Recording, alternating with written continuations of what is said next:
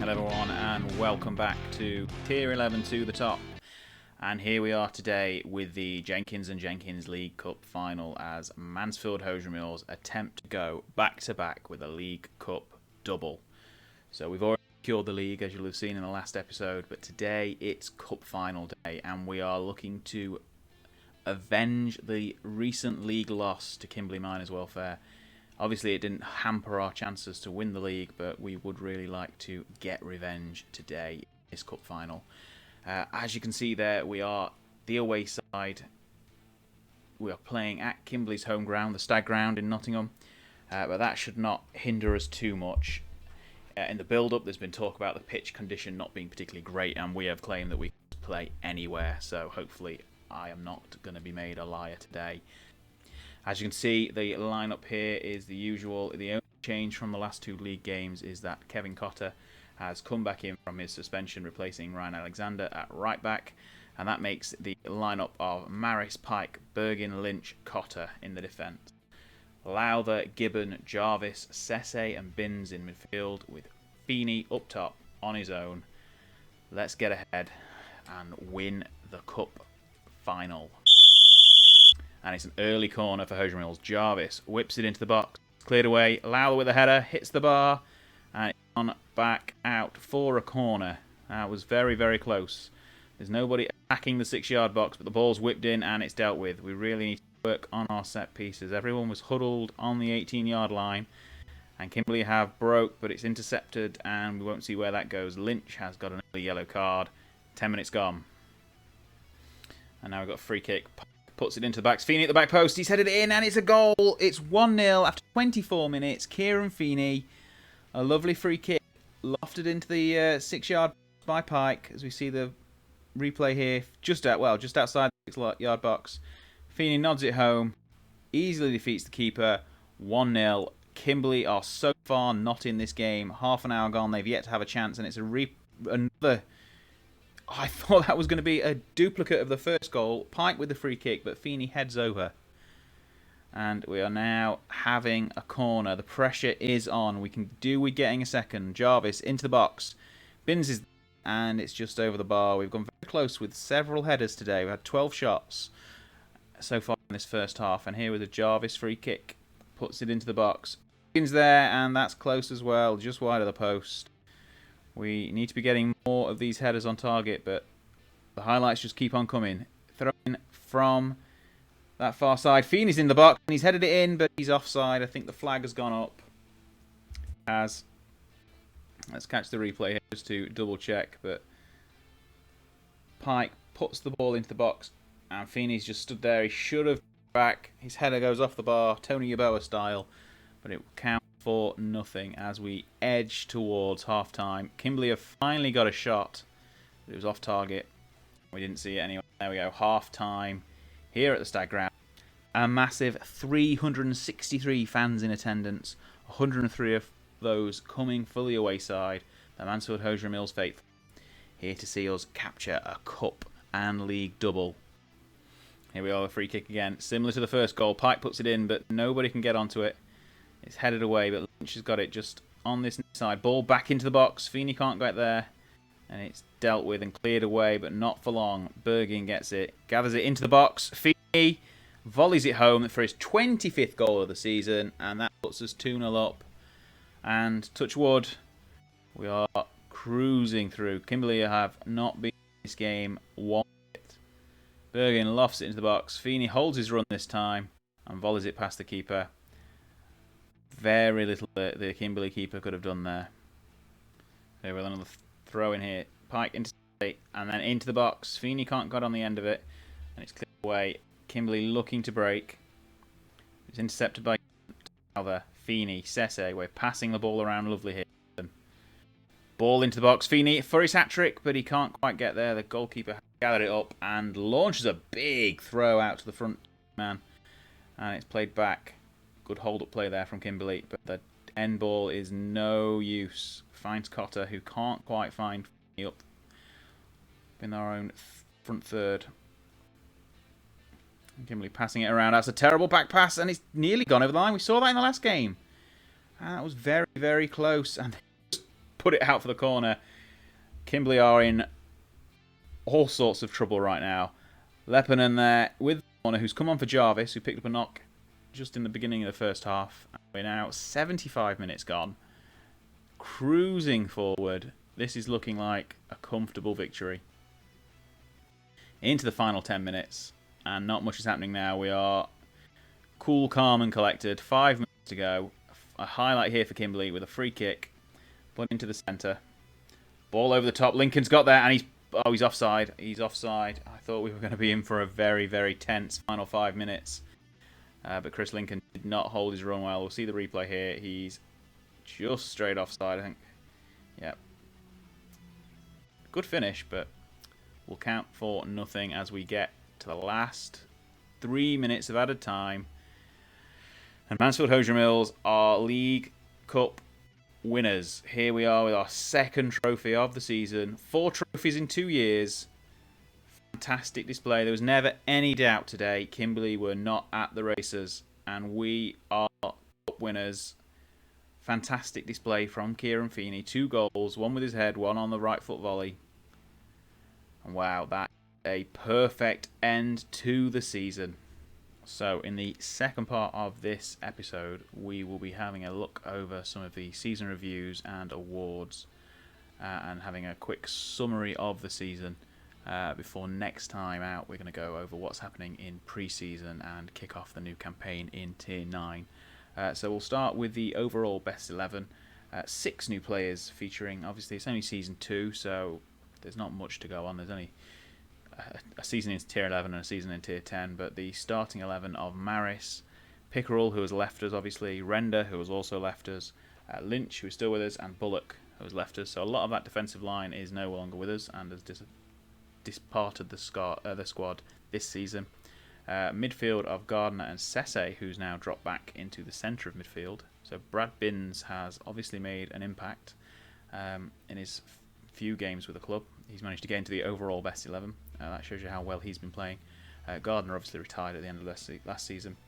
And then Jarvis and Lynn, who has been horribly struck down by injuries this campaign. He's been a shell of his former self. Whether he can get back to fitness and be part of the squad in Tier 9 is still to be seen. And Feeney there has replaced Salmon as the striker in our overall best 11. So a few of the end of season awards. Samuel Sesse has won Fans Player of the Season. Paul Jarvis got Goal of the Season in, I think that was a 1-1 draw against Clipston. Feeney was Signing of the Season, and Sesse takes the Young Player of the Season as well. Let's have a quick look at that goal. Obviously at the Fieldings in February against the relegated Clipston side. And here is a free kick, one of Jarvis's many free kicks of this season, and he's put it into the top corner. A lovely effort. Falls down onto his bum for the celebration, and it was indeed the equaliser in the 1-1 draw, which really put us in quite a quandary for the end of the season. We could have done with winning that game, but never mind. And here is the best 11. A lot of what you've seen in the overall best 11 is here. A few different positions for a few players, but no real surprises. The only player who's left us, who features into this, is Alex Render. But the less said about him, the better. Here we go with some stats as well. Feeney with top goal scorer of 25 goals, 2 of which in that cup final. Samuel Sesse, highest average rating. Jarvis getting the assists. And you can see Sesse picking up lots of awards, lots of player of the matches. In fact, they were quite spread between Sesse, Jarvis and Feeney. Unsurprisingly, Bergin picked up 11 yellow cards, which was the most. Closely followed by Cotter, actually. Cotter picked up 10. Bergin obviously got on 1 more in the cup final. And then the overall season review, a memorable season indeed. The real disappointment was the FA Vars. We lost in the first round, and that will be one of our aims for next season. As a Tier 9 side, we should hopefully be in a much better position to have a deep cup run in the FA Vars. It'd be lovely to win that trophy. I don't think I've ever won the FA Vars on Football Manager in all my years, so that would be nice to win that one. And obviously the League and League Cup double is another 2 trophies for our cabinet. Match of the season being a 4-0 victory over Ashby early on in the season. and a moment to forget that 2-0 league defeat by Hina. But it all counted for nothing as we ran away with the league by 3 points. But still, we had 24 players used, which shows you that we had a lot of players depart early in the season, as we ended up with 16 fit players for the last few games. And average attendance has gone up to 112, which hopefully will keep climbing as we get further and further up the leagues. Next season then, so we will be moving up into the Midland Football League Premier Division, and the board want us to win the league. They don't ask for much, do they? So the board are expecting a back-to-back-to-back straight 3 promotions. Okay, so that probably suggests that we have got not a bad side for Tier 9. We will also be making our FA Cup debut, as well as featuring again in the FA Vars, and that looks like it's all the cup competitions we're going to be in, so chances of a League Cup double going into a third season are probably a little bit slim, but hopefully we can feature well in the FA Vars. And wouldn't it be great to make it to the first round proper of the FA Cup? I know, I'm dreaming, but I can't really say no to these. They want us to, if you look here, so promotion from Tier 9 and then straight away win promotion to the Tier 7 leagues, which the board are ambitious, I think it's fair to say, but we'll accept that vision. Can't really say no. Squad dynamics still looking pretty good. Paul Jarvis is the lone team leader, but Lynch and Lowther are highly influential. We've got good dressing room atmosphere, excellent support for me. So yeah, we've in fact, given that the squad size is now down to 17, having 15 of those 17 in the core social group is pretty impressive. The 2 that aren't in there are Bergin, probably because everyone's fed up of him getting yellow cards, and Brad Binns, who is the latest addition to the squad, so he's probably not had enough time to settle in. He's not been with the club long enough to really integrate himself into that social group. But otherwise, the whole squad as one is... I mean, I don't know much about how dynamics work. Obviously, I'm new to more modern football managers. They didn't have this on Football Manager 2011, that's for sure. But yes, that has got to be a good thing that all of the squad are in the same social group. The end of season team meeting. Given the board are expecting us to win the league and get promoted, I think it's fair that I should say that to the players and hopefully not piss them off. Good. They are happy that we are expecting to top the division. No pressure at all. Excellent reaction. Brilliant. Thank you. Next. So here is a quick look at the season injury report. I don't normally pay much attention to these, but as you can see here, Cameron Lynn missed more than half of the season with 2 injuries, 4 months with a hip injury, another 3, I think, with that broken ankle. So yeah, he's missed 52% of games. He's only just coming back to fitness now as the season's over. Everyone else featuring high on this list really didn't even make it to the first team. So these are generally under 19s or under 23 players, under 23s players on here. So Matti Leppänen missed a good chunk with his torn knee ligaments. He's the only first team player that missed any other time apart from Lynn, which was good. Given the size of the squad, if we'd had lots of injuries of that magnitude, then we'd have been really struggling. So before we go, this is a quick look at the current squad. Obviously very, very small in number, and probably going to be seeing a fair few additions over the pre-season and the summer period. So I think the key areas we need to strengthen are in defence. Our first choice centre-backs, Lynch and Bergin, are not exactly setting the world on fire. Lynch's average rating of 7.02 is okay, but Bergin here is probably one for the chopping block. If we organise by average rating, you can see Sesse, Feeney, Jarvis and Lynch have been our best players over the course of the season, and you can see all have got more than 40 games played. They are real strengths. Midfield in general is pretty strong.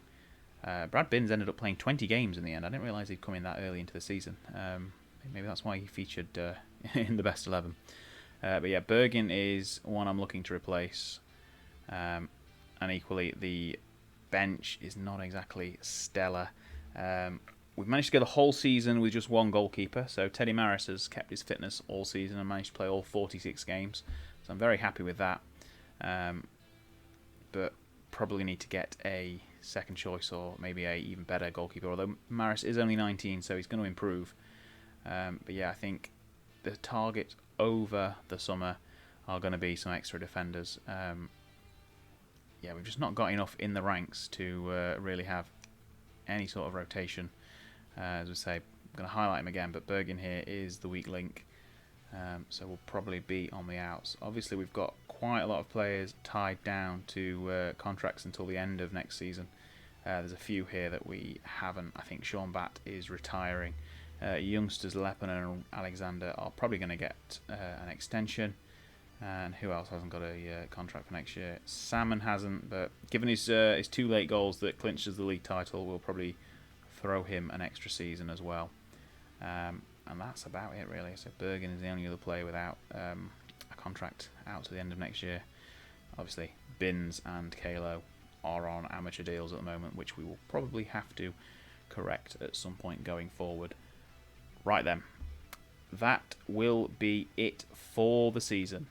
It's been a fantastic campaign. League winners, cup winners. We'll ignore the FA Vars. Don't look at the finances because they are terrible, but that's what happens when you are this far down the league system. I kind of wish the board hadn't made us semi-pro, but they did, so we've lost 15 grand over the season. Not brilliant, but one day we'll make some money and this will be a long distant memory. Anyway, thank you very much for spending your time with me today. I hope you've enjoyed seeing Mansfield Hosiery Mills take another trophy up the Mills. If you've enjoyed it, give me a like, drop some comments below, and if you're loving the content, please subscribe to the channel so you don't miss any future episodes. But I've been Anderzbaz. Thank you very much for spending your time with me. I'll see you next time. Goodbye.